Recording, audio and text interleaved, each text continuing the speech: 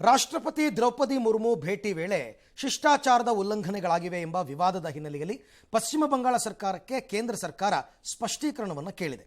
ರಾಷ್ಟ್ರಪತಿ ಭೇಟಿಯ ವೇಳೆ ಪ್ರೋಟೋಕಾಲ್, ಕಾರ್ಯಕ್ರಮದ ಸ್ಥಳ ಮತ್ತು ಮಾರ್ಗ ವ್ಯವಸ್ಥೆಗಳಿಗೆ ಸಂಬಂಧಪಟ್ಟ ಬ್ಲೂ ಬುಕ್ ನಿಯಮಗಳ ಉಲ್ಲಂಘನೆ ಬಗ್ಗೆ ವಿವರ ನೀಡುವಂತೆ ಪಶ್ಚಿಮ ಬಂಗಾಳ ಸಿಎಸ್ಗೆ ಕೇಳಲಾಗಿದೆ. ಪಶ್ಚಿಮ ಬಂಗಾಳ ಸರ್ಕಾರ ರಾಷ್ಟ್ರಪತಿ ದ್ರೌಪದಿ ಮುರ್ಮು ಅವರು ಭಾಗವಹಿಸಬೇಕಿದ್ದ ಕಾರ್ಯಕ್ರಮದ ಸ್ಥಳವನ್ನು ಬದಲಾಯಿಸಿದ್ದಕ್ಕೆ ರಾಷ್ಟ್ರಪತಿ ತೀವ್ರ ಅಸಮಾಧಾನ ವ್ಯಕ್ತಪಡಿಸಿದರು. ಉತ್ತರ ಬಂಗಾಳದಲ್ಲಿ ನಡೆದ ಅಂತಾರಾಷ್ಟ್ರೀಯ ಸಂತಾಲ್ ಸಮ್ಮೇಳನದಲ್ಲಿ ಪಾಲ್ಗೊಂಡಿದ್ದ ರಾಷ್ಟ್ರಪತಿಗಳಿಗೆ ಸ್ವಾಗತ ಕೋರಲು ಸಿಎಂ, ಸಚಿವರು ಯಾರೂ ಬಂದಿರಲಿಲ್ಲ. ಜೊತೆಗೆ ಟಾಯ್ಲೆಟ್ನಲ್ಲಿ ನೀರಿನ ವ್ಯವಸ್ಥೆ ಕೂಡ ಇರಲಿಲ್ಲ. ಈ ಮಧ್ಯೆ ಟಿಎಂಸಿ ಎಲ್ಲಾ ಮಿತಿಗಳನ್ನು ಮೀರಿದೆ. ರಾಷ್ಟ್ರಪತಿಗಳಿಗೆ ಅವಮಾನ ಮಾಡಿರೋದು ನಾಚಿಕೆಗೇಡಿನ ಸಂಗತಿ ಅಂತ ಮಮತಾ ಬ್ಯಾನರ್ಜಿ ಸರ್ಕಾರದ ನಡೆಗೆ ಪ್ರಧಾನಿ ಮೋದಿ ಕಿಡಿಕಾರಿದ್ದಾರೆ. ರಾಷ್ಟ್ರಪತಿಗಳ ಭೇಟಿ ವೇಳೆ ಶಿಷ್ಟಾಚಾರ ಉಲ್ಲಂಘಿಸಲಾಗಿದ್ದು ಇದು ಸಂವಿಧಾನದ ಆತ್ಮಕ್ಕೆ ಮಾಡಿದ ಅಪಮಾನ, ಬುಡಕಟ್ಟು ಸಮುದಾಯಕ್ಕೆ ಮಾಡಿದ ಅವಮಾನ ಅಂತ ಮೋದಿ ಅವರು ಗುಡುಗಿದ್ದಾರೆ. ಪ್ರೋಟೋಕಾಲ್ ಉಲ್ಲಂಘನೆಯಾಗಿದೆ ಅಂತಕ್ಕಂಥದ್ದು ಸ್ಪಷ್ಟ. ಯಾಕೆಂದ್ರೆ ರಾಷ್ಟ್ರಪತಿಗಳು ಒಂದು ರಾಜ್ಯಕ್ಕೆ ಭೇಟಿ ಕೊಟ್ಟಾಗ ಪ್ರೋಟೋಕಾಲ್ ಪ್ರಕಾರ ಯಾವ ಕಾರ್ಯಕ್ರಮ ಎಲ್ಲಿ ನಡಿಬೇಕು ಅಲ್ಲ, ಸಿಎಂಎ ಹೋಗಿ ರಿಸೀವ್ ಮಾಡ್ಕೋಬೇಕು. ಯಾಕೆಂದ್ರೆ ಅವರು ಕಾನ್ಸ್ಟಿಟ್ಯೂಷನಲ್ ಪೋಸ್ಟ್ ಆಗಿರೋದ್ರಿಂದ ಅವ್ರು ಯಾವುದೇ ಪಕ್ಷಕ್ಕೆ ಸೇರಿದವರಲ್ಲ. ಅವರು ಕಾನ್ಸ್ಟಿಟ್ಯೂಷನಲ್ ಪೋಸ್ಟ್ ಆಗಿರೋದ್ರಿಂದ ಸಿಎಂ ಹೋಗಬೇಕು, ಮಿನಿಸ್ಟರ್ಗಳು ಹೋಗಬೇಕು, ಆಮೇಲೆ ಏನೇನೋ ಇದೆ. ಆ ನಗರ, ಯಾವ ನಗರಕ್ಕೆ ಹೋಗ್ತಾರೆ ಅಲ್ಲಿನ ಮೇಯರ್ ಹೋಗಬೇಕು, ಅಲ್ಲಿನ ಜಿಲ್ಲಾಧಿಕಾರಿಗಳು ಹೋಗಬೇಕು ಅಂತೆಲ್ಲ ಇದೆ. ಇವರು ಅದು ಬೇಕು ಅಂತ ಮಾಡಿದಾರೋ ಏನೋ ಗೊತ್ತಿಲ್ಲ. ಕನಿಷ್ಠ ಟಾಯ್ಲೆಟ್ನಲ್ಲಿ ನೀರಿನ ವ್ಯವಸ್ಥೆನೂ ಇಲ್ಲ ಅಂತಂದರೆ ಹೆಂಗೆ ಟ್ರೀಟ್ ಮಾಡಿದ್ರು ಅಂತ ಗೊತ್ತಿಲ್ಲ. ಬಟ್ ನೋಡಿ ಹೆಂಗೆ ಚಕ್ರ ಬದಲಾಗುತ್ತೆ, ಕಾಲಚಕ್ರ ಅನ್ನೋದಕ್ಕೆ. ಇದೇ ರಾಷ್ಟ್ರಪತಿ ದ್ರೌಪದಿ ಮುರ್ಮು ಅವರನ್ನು ಆ ಸಂಸತ್ ಉದ್ಘಾಟನೆಗೆ ಕರೆದಿರಲಿಲ್ಲ. ದೊಡ್ಡ ಇಶ್ಯೂ ಮಮತಾ ಬ್ಯಾನರ್ಜಿನೇ ಮಾಡಿದ್ದು. ಇವರು SC/ST ಜನಾಂಗದವರಿಗೆ, ಬುಡಕಟ್ಟು ಜನಾಂಗದವರಿಗೆ ಮೋದಿ ಅವಮಾನ ಮಾಡಿದ್ದಾರೆ, ಹಾಗೆ ಹೀಗೆ, ಅವರು ಕಪ್ಪು ವರ್ಣದವರು ಅನ್ನೋ ಕಾರಣಕ್ಕೋಸ್ಕರ ಅವ್ರನ್ನ ಕರೆದಿಲ್ಲ ಅಂತೆಲ್ಲ ಅಂದವರು. ಈಗ ನೀವು ಮಾಡಿದ್ದೇನೆ, ನಿಮ್ಮ ಮನೆ ನಿಮ್ಮೂರಿಗೆ ಬಂದಾಗಲೇ ನೀವು ಅವ್ರನ್ನ ನೆಟ್ಟಿಗೆ ನೋಡ್ಕೊಳಕ್ಕಾಗಿಲ್ಲ ಅಂತಂದ್ರೆ ಅದು. ಆಮೇಲೆ ನನಗೆ ಇದಕ್ಕೆ ಪಶ್ಚಿಮ ಬಂಗಾಳ ಚೀಫ್ ಸೆಕ್ರೆಟರಿ ಇದಾರಲ್ಲ, ಫಸ್ಟ್ ಅವ್ರನ್ನ ಸಸ್ಪೆಂಡ್ ಮಾಡಬೇಕು. ಅವ್ರಿಗೆ ಇವ್ರು ಯಾರಾದರೂ ಡೈರೆಕ್ಷನ್ಸ್ ಕೊಟ್ಟಿದ್ರಾ, ಹೀಗೆ ಆಗಬೇಕು, ಅದು ಆಮೇಲೆ ತನಿಖೆ, ಅಥವಾ ಅವ್ರದೇ ಮೊದಲ ಮಿಸ್ಟೇಕ್ ಇರಬಹುದು. ರಾಷ್ಟ್ರಪತಿಗಳು ಬಂದಾಗ ಅದಕ್ಕೆ ಪ್ರೋಟೋಕಾಲ್ ಇರುತ್ತೆ. ಆಮೇಲೆ ರಾಷ್ಟ್ರಪತಿಗಳ ಒಂದು ಇದು ಏನೋ ಟೂರ್ ಫಿಕ್ಸ್ ಆಗೋದು ನಾಳೆ ಹೊರಟ್ರೆ ಇವತ್ತು ಫೈನಲ್ ಆಗಲ್ಲ. ಅದು ನಾಳೆ ಹೊರಡಬೇಕು ಅಂತಂದ್ರೆ 15-20 ದಿನದ ಮೊದಲೇ ಫೈನಲ್ ಆಗಿರುತ್ತೆ. 15-20 ದಿನಗಳಿಂದ ತಯಾರಿಗಳಾಗ್ತಾ ಇರುತ್ತೆ. ಎಲ್ಲವೂ ಕೂಡ ಆಗಬೇಕು. ಮಮತಾ ಬ್ಯಾನರ್ಜಿ ಅಂತ ಸೀನಿಯರ್ ಮೋಸ್ಟ್ ಲೀಡರ್ಗಳಿಗೆ ಅಷ್ಟು ಮಾತ್ರ ಗೊತ್ತಾಗಲ್ವಾ ಹೆಂಗೆ ರಾಷ್ಟ್ರಪತಿಗಳನ್ನ ರಿಸೀವ್ ಮಾಡ್ಕೋಬೇಕು ಅಂತ. ಈಗ ಇದನ್ನ ಹೆಂಗೆ ತಿರ್ಸ್ತಾರೆ ನೋಡ್ಬೇಕು. ಈಗ ಎಲೆಕ್ಷನ್ ಬರ್ತಾ ಇದೆಯಲ್ಲ, ಅವ್ರು ತಿರ್ಚ್ತಾರೆ ಹೆಂಗಾದ್ರೂ ಕರೆ. ಈಗ ಮೋದಿ ಅದಕ್ಕೆ ಅದನ್ನ ಪಾಯಿಂಟ್ ಅನ್ನ ರೈಸ್ ಮಾಡಿರೋದು. ಇದನ್ನು ಕೂಡ ಒಂದು ಚುನಾವಣಾ ಅಸ್ತ್ರ ಮಾಡ್ಕೊಳ್ತಾರೆ ಅಂತಂದ್ಬಿಟ್ಟು. ಬಟ್ ಹಂಗೆ ಮಾಡಬಾರ್ದು ಅಂತ ನನ್ನ ಪ್ರಕಾರ. ಆಮೇಲೆ ರಾಷ್ಟ್ರಪತಿಗಳ ಜೊತೆಗೆ ಪ್ರಧಾನಮಂತ್ರಿಗಳು ಪಕ್ಷದ ಕಾರ್ಯಕ್ರಮ ಬಿಟ್ಟು ಸರ್ಕಾರಿ ಕಾರ್ಯಕ್ರಮಕ್ಕೆ ಬಂದ್ರೆ, ಈಗ ಉದಾಹರಣೆಗೆ ಬೆಂಗಳೂರಿಗೆ ಬರ್ತಾರೆ, ಯಾವುದೋ ಮೆಟ್ರೋ ಇನಾಗ್ರೇಷನ್ಗೆ ಬರ್ತಾರೆ ಅಂದ್ಕೊಳ್ಳಿ. ಆ ಸಂದರ್ಭದಲ್ಲಿ ಮುಖ್ಯಮಂತ್ರಿಗಳೇ ಹೋಗಿ ರಿಸೀವ್ ಮಾಡಬೇಕು. ಅದಕ್ಕೂ ಪ್ರೋಟೋಕಾಲ್ ಇದೆ. ಅದೇ ಮೋದಿಯವರೇನಾದರೂ BJP ಪರ ಪ್ರಚಾರಕ್ಕೆ ಬಂದರೆ ಆಗೇನು ಹೋಗಂಗಿಲ್ಲ. ಒಬ್ಬೊಬ್ಬರಿಗೆ ಒಂದೊಂದು ಪ್ರೋಟೋಕಾಲ್ ಇದೆ. ಹೋಮ್ ಮಿನಿಸ್ಟರ್ ಬಂದರೆ ಯಾರು ರಿಸೀವ್ ಮಾಡಬೇಕು, ಪ್ರಧಾನಿಗಳು ಬಂದರೆ ಯಾವ ಕಾರ್ಯಕ್ರಮಕ್ಕೆ ಬಂದರೂ ಅದಕ್ಕೆ ತಕ್ಕಂತೆ ಹೋಗಿ ರಿಸೀವ್ ಮಾಡಬೇಕು, ಎಲ್ಲ ಇರುತ್ತೆ. ಇವೆಲ್ಲ ಅದನ್ನು ಮಾತ್ರ ಫಾಲೋ ಮಾಡಿಲ್ಲ ಅಂದರೆ ಹೆಂಗಪ್ಪ. ಇನ್ನು ಚಿತ್ತಾಪುರದಲ್ಲಿ ಸಚಿವ ಪ್ರಿಯಾಂಕ್ ಖರ್ಗೆ RSS ವಿರುದ್ಧ ತೋಡೆ ತಟ್ಟಿದ ಬೆನ್ನಲ್ಲೇ ಇವತ್ತು AICC ಅಧ್ಯಕ್ಷ ಮಲ್ಲಿಕಾರ್ಜುನ ಖರ್ಗೆ ಮೋದಿ ಸಂಘ ಪರಿವಾರದ ವಿರುದ್ಧ ವಾಗ್ಪ್ರಹಾರ ನಡೆಸಿದರು. ಅಭಿವೃದ್ಧಿ ಕಾಮಗಾರಿಗಳ ಅಡಿಗಲು ಸಮಾರಂಭದಲ್ಲಿ ಮಾತನಾಡಿ ಅಮೆರಿಕ ಅಧ್ಯಕ್ಷ ಟ್ರಂಪ್ ಮೋದಿ ಮೂಗು ಹಿಡ್ಕೊಂಡು ಕಂಟ್ರೋಲ್ ಮಾಡ್ತಾ ಇದ್ದಾರೆ ಅಂತ ಕಿಡಿಕಾರಿದ್ರು. ಮೊದಲು RSS ಬಿಜೆಪಿಯವರು ಬ್ರಿಟಿಷರ ಕೈ ಕೆಳಗೆ ನೌಕರಿ ಮಾಡ್ತಾ ಇದ್ರು. ಈಗ ಎಪ್ಸ್ಟೈನ್ ಫೈಲ್ ಇಟ್ಕೊಂಡು ಟ್ರಂಪ್ ಮೋದಿಯನ್ನ ಕಂಟ್ರೋಲ್ ಮಾಡ್ತಾ ಇದ್ದಾರೆ. ಯಾರ್ಯಾರು ಎಲ್ಲೆಲ್ಲಿ ಹೋಗಿದ್ರೋ, ಏನೇನ್ ಮಾಡಿದ್ದಾರೋ, ಯಾವ ಕ್ಲಬ್, ಯಾವ ಐಲ್ಯಾಂಡ್ನಲ್ಲಿ ಏನೇನ್ ಮಜಾ ಮಾಡಿದ್ದಾರೆ ಎಲ್ಲವೂ ಇದೆ. ಅವೆಲ್ಲವನ್ನ ಹಿಡ್ಕೊಂಡು ಟ್ರಂಪ್ ಕಂಟ್ರೋಲ್ ಮಾಡ್ತಿದ್ದಾನೆ. ಹೀಗಾಗಿ ಮೋದಿ ಬಾಯ್ ಬಂದ್ ಆಗಿದೆ ಅಂತ ಖರ್ಗೆ ವಾಗ್ಬಾಣವನ್ನ ಹರಿಸಿದ್ದಾರೆ.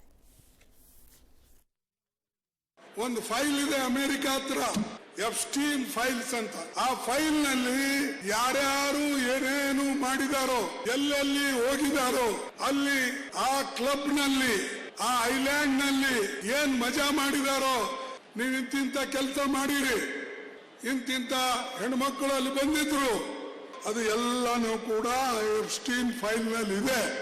ಮೋದಿ ಮೂಗನ್ನ ನಮ್ಮ ಟ್ರಂಪ್ ಹಿಡ್ಕೊಂಡು ಬಿಟ್ಟಾನೆ. ಇವತ್ತು ಹೆದರ್ಕೊಂಡು ಮೋದಿ ಅವರು ತಲೆಬಾಗಿದ್ದಾರೆ, ಬಾಯಿ ಬಂದ್. ನೋಡಿ, ಇದನ್ನೇ ನಾನು ಅವಾಗ ಹೇಳಿದ್ದು ಎಕ್ಸಾಂಪಲ್ ಎಲ್ಲಿಂದ ಎಲ್ಲಿಗೆ ಲಿಂಕ್ ಮಾಡ್ತಾರೆ. ಅದಕ್ಕೆ ನಾನು ಹೇಳಿದ್ದು ವಿದೇಶಾಂಗ ನೀತಿ ಅಂತ ಬಂದಾಗ ದೇಶ ಒಗ್ಗಟ್ಟಾಗಬೇಕು, ನಮ್ಮಲ್ಲಿ ಆಗಲ್ಲ. ಈಗ ವಿಪರ್ಯಾಸ. ಅದೇನು ಎಪ್ಸ್ಟೀನ್ ಫೈಲ್ಸೋ ಅದರಲ್ಲಿ ಏನು ಮೋದಿ ಇದೆಯೋ ಏನಪ್ಪ ನನಗಂತೂ ಗೊತ್ತಿಲ್ಲ. ಹಿರಿಯರಾದಂತಹ ಮಲ್ಲಿಕಾರ್ಜುನ್ ಖರ್ಗೆ ಅವರಿಗೆ ಗೊತ್ತಿರ್ಬೋದೇನೋ, ನನಗೆ ಗೊತ್ತಿಲ್ಲ. ಬಟ್ ಅದನ್ನು ಹಿಡ್ಕೊಂಡು ಒಂದು ವೇಳೆ ಅದು ಸುಳ್ಳು ಅಂತ ಆಗಿದ್ರೆ, ಆ ಥರ ಇದ್ದಿದ್ರೆ ಅಂತಾರಾಷ್ಟ್ರೀಯ ಮಟ್ಟದಲ್ಲಿ ಈಗಾಗಲೇ ಸುದ್ದಿ ಆಗ್ಬಿಟ್ಟಿರ್ತಾಯಿತ್ತು. ಮಲ್ಲಿಕಾರ್ಜುನ್ ಖರ್ಗೆ ಅವರು ದೇಶದ ಜನಕ್ಕೆ ಏನು ಹೇಳೋದು ಬೇಕಾಗಿಲ್ವಲ್ಲ, ಅದನ್ನು ಒಂದು ಚೂರು ಗೊತ್ತಾಗಿದ್ದಿದ್ರು ದೊಡ್ಡ ಸುದ್ದಿ ಆಗಿರ್ತಾ ಇತ್ತು. ಅದೇನು ಸಣ್ಣ ವಿಷಯ ಅಲ್ವಲ್ಲ. ಹರ್ದೀಪ್ ಸಿಂಗ್ ಪುರಿ ಹೆಸರಿದೆ ಅಂತ ಅಂದ್ಬಿಟ್ಟು ರಾಹುಲ್ ಗಾಂಧಿ ಅವ್ರನ್ನೂ ಒಂದಷ್ಟು ಮಾತಾಡಿದ್ರು.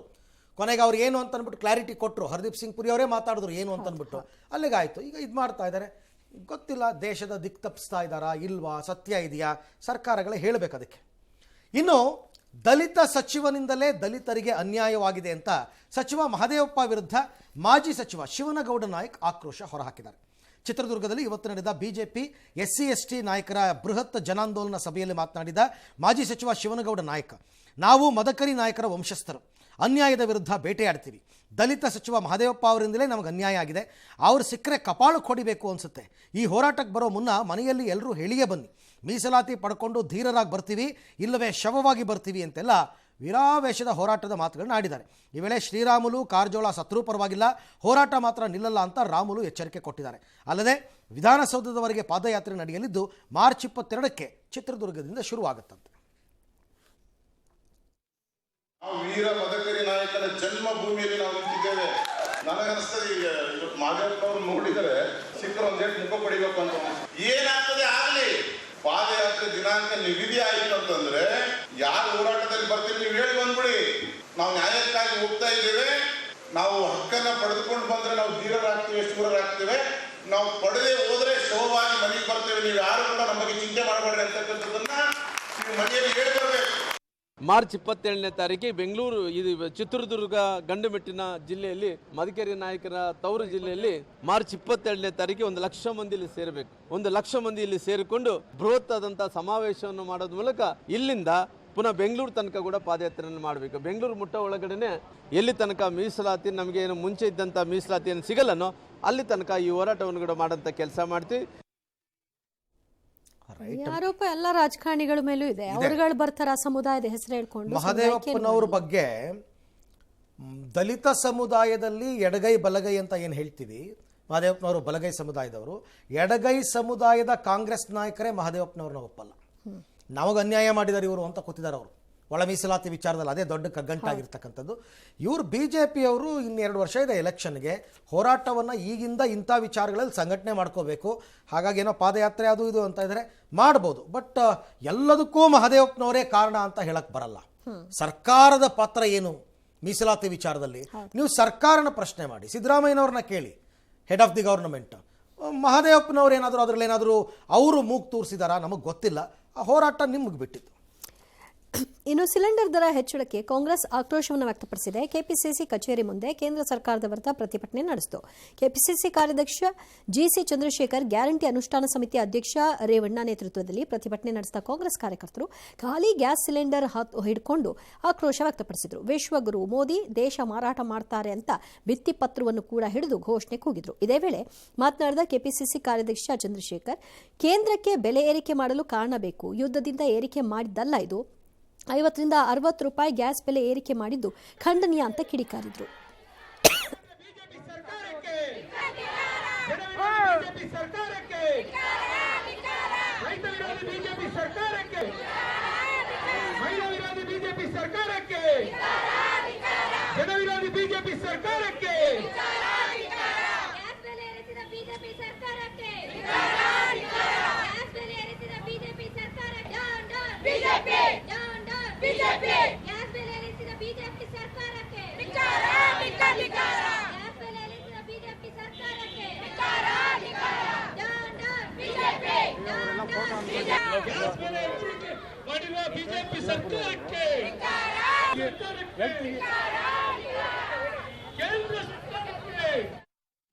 ಅಲ್ಲ, ಇವ್ರು BJP ಅವ್ರು ಏನು ಮಾಡ್ತಾರೆ ರಾಜ್ಯ ಸರ್ಕಾರದ ವಿರುದ್ಧ, ಆ ಥರ ಅವರು ಕೇಂದ್ರ ಸರ್ಕಾರದ ವಿರುದ್ಧ ಅವರು ಹೋರಾಟ ಮಾಡ್ತಾರೆ. ಬೆಲೆ ಏರಿಕೆ ಖಂಡಿಸಿ ಅಂತ.